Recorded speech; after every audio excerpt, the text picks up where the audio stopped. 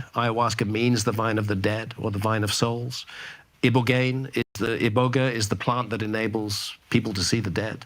That's what these things mean. There's so much of a connection to the afterlife with them, and that's a serious inquiry. You know, if you've lost a relative recently and you've not had closure, it can be very beneficial to have an afterlife contact with that person. And many people report this experience. I've had the experience myself with Iboga. Really? Yeah, I met my dad. He passed away shortly before that. Now again, the scientists could say, you were just fantasizing that. It was just your imagination. But I met him. Fuck the scientists. So what happened?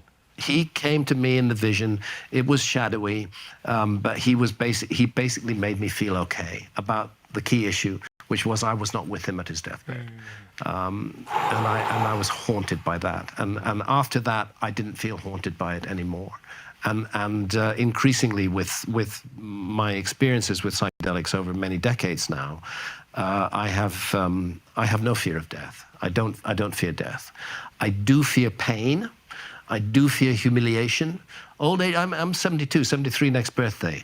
You know, I have to be realistic about this. I only have so long in this incarnation.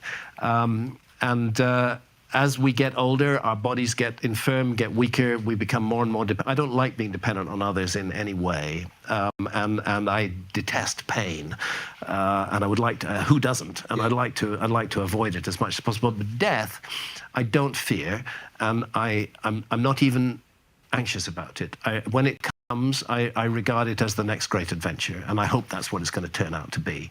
But who knows? Nobody can say the definitive word on death. Yes, our bodies die, but does our consciousness die? We don't know that. Any scientist who says you're just a robot, there's nothing else to you but your physical body, they're stating an opinion, not a fact.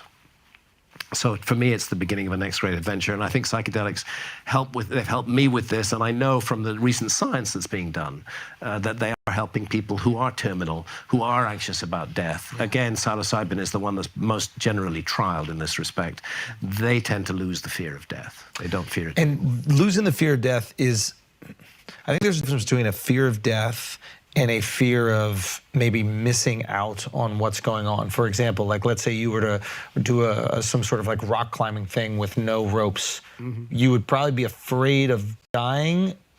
I'd be afraid of falling, and I wouldn't. Look, I regard life as a precious gift. I am fortunate enough, and so are you, and so are all of us in this room, to have been born in a human body. Yeah. And to have this big brain, and to be able to make choices between good and evil, and to live the experience of life. This is a theater of experience. We will come into it as children. We will go through it all our years. We will be confronted by all sorts of opportunities to learn and to grow and to develop. And I regard that as a gift. So I'm not into taking foolish and unnecessary physical risks. I have taken them when they're necessary. Santha and I both nearly lost our lives more than once during our diving expeditions. We've been into war zones on our research. We've had bullets fired at us. If the risk is worth taking for a project that I'm pursuing that is close to my heart, I will do it. But I won't foolishly or unnecessarily take a risk. Seems like a waste to do that. Risk in itself has no virtue. It's necessary risk that has some virtue. But I don't know if that answers your question. It does. It does. Yeah, because I think it's important to have a fear.